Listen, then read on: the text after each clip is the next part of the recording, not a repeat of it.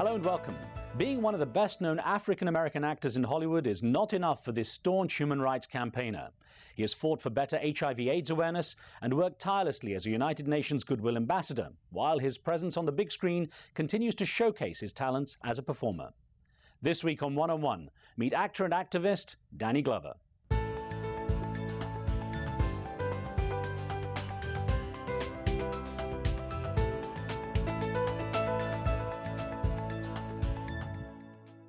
Like the movies, the start was tough for young Danny Glover as he grew up in a government housing project until he was 10. With his parents' encouragement, he studied hard, looking to graduate in economics. When the acting bug bit him in his late 20s, Glover began taking classes, appearing on stage, where he honed his skills. His acting career has taken him through a wide number of roles, from his early days training with the Black Actors Workshop in California to portraying the legendary South African leader Nelson Mandela. It was as persistent cop Roger Murtaugh, partnering with Mel Gibson for the blockbuster Lethal Weapon series, that Danny Glover became a household name with his catchphrase line, "I'm too old for this." Social activism began in Glover's teen years, but became much more of a focus following his rise to Hollywood stardom. He's been a Goodwill Ambassador since 1998 for the United Nations Development Program and a vocal advocate in the fight against HIV/AIDS. Though still a member of the Hollywood clan, the actor has also actively turned his energies to making movies that reflect his strong social conscience. Danny Glover, it's great to have a chance to chat with you. Well, it's good to be here with you, Riz. Thank you, sir.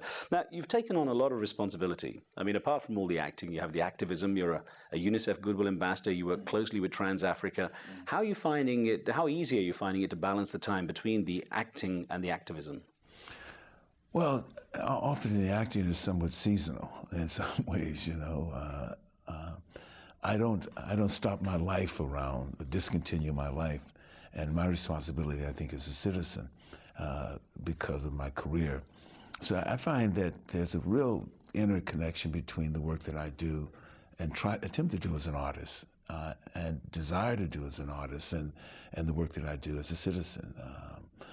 Ironically, we were just speaking of a film that we have in the Sundance Film Festival, Trouble the Water, a documentary about Katrina, during and post-Katrina. Well, I've been down to New Orleans and visited with programs and people victimized by Katrina no less than 7 times since the event itself.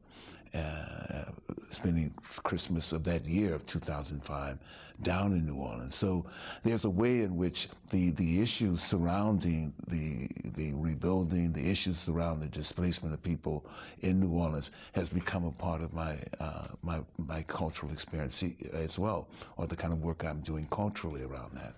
One thing that, apart from the humanitarian work, which you've done for a long time, a lot of the sort of activism now seems to be more political. You know, your calls against the invasion in Iraq, your protest against that, calls against the conflict in Sudan, and pushing for, moral AIDS awareness in South Africa with the AIDS epidemic there and so on. What's pushed the more political agenda? I think the political agenda has always been there, from the time that I was a student, I mean, I've been involved in the African Liberation Support Committee in the early 70s, supporting of even though it's quite often ashamed to say it, but it was a reality then, supporting ZANU, supporting SWAPO, supporting MPLA, supporting FLIMO and the ANC.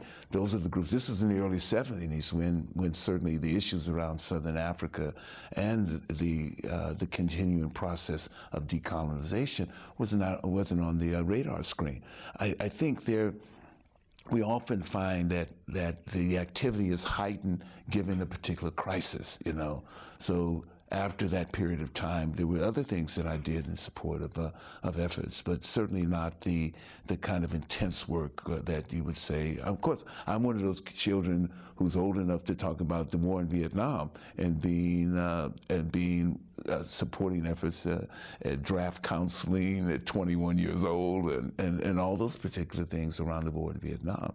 So I think the constant in my life, even though my career as an actor has only been since I was 30 years old, I'm 61 now, the constant in my life has been the political work. Now, interestingly enough, I had the honor to interview Nelson Mandela, whom you've portrayed. Yes. And at the time I interviewed him, he was talking with Muammar Gaddafi of Libya, who was a bit of a pariah in the international community. And he said, I'll not have anyone tell me who my friends are.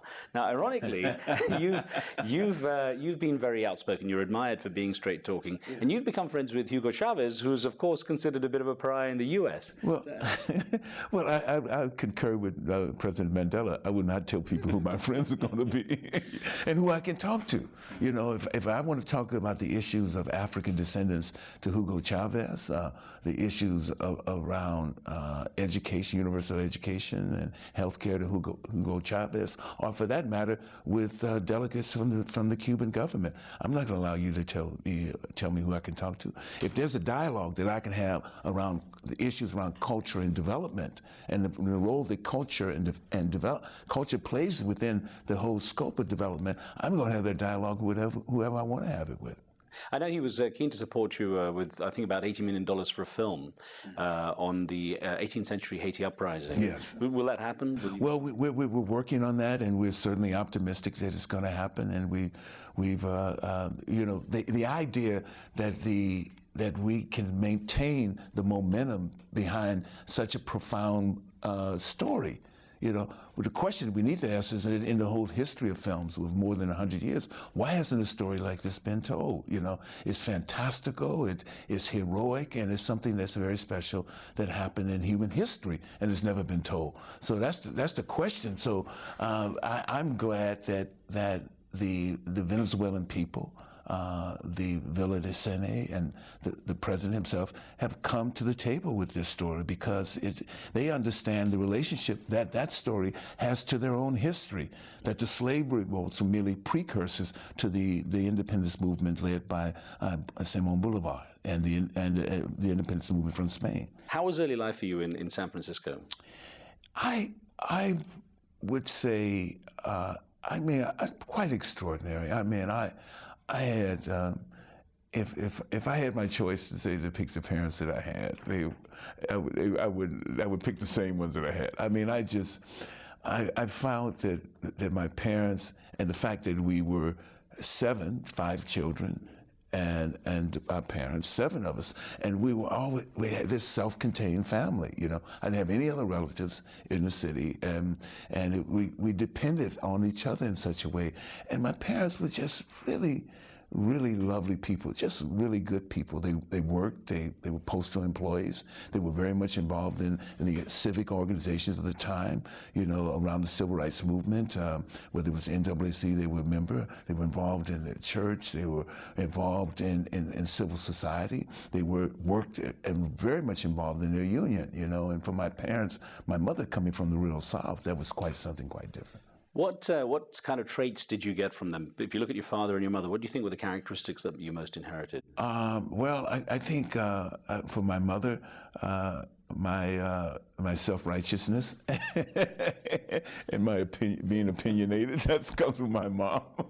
My dad, I think patience, in a sense. My dad was just patient. He had as someone once said, your father has the temperament of a jazz musician, you know. So my dad was someone just really beautiful. He's the most beautiful man I ever met in my life. He's a wonderful man, you know. I was reading how you also had dyslexia, and of course at that time no one diagnosed it. So yeah. You had the challenge of, like, you know, showing you were smart, but then you had teachers who would say things like you're retarded or you can't do this. Well, of course, that was the thing. Of course, it just almost some people, irreparable damage to your self-esteem to having dyslexia or having a learning.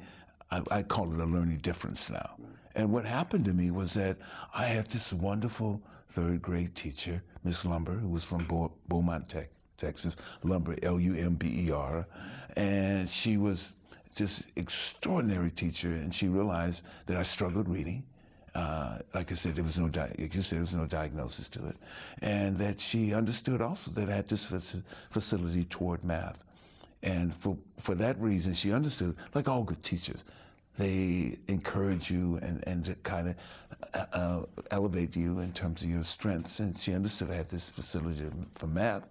And as a result of that, that's what I focused on the rest of my high school, math, majored in economics, all math. And of course, you went on from economics, decided that wasn't for you, and got into the acting. Yeah, it was. It's those things that happen, you know, Riz. You know, you don't know what's going to happen for you in life. You know, I remember Mary Baraka, who we invited out to San Francisco State in the spring of 1967. He came in to the Black Student Union office and said, I want some of you so-called revolutionaries to be in these plays. I'd never been on stage in my life. I was 20 years old. I'd never been in front of it wasn't even part of my whole sensibility, you know, being on stage. And I did something, I went on stage, and for the first time, something happened, you know. I didn't see it immediately as now a particular juncture in my life where I was going to have another career, but something happened. It was quite amazing, you know.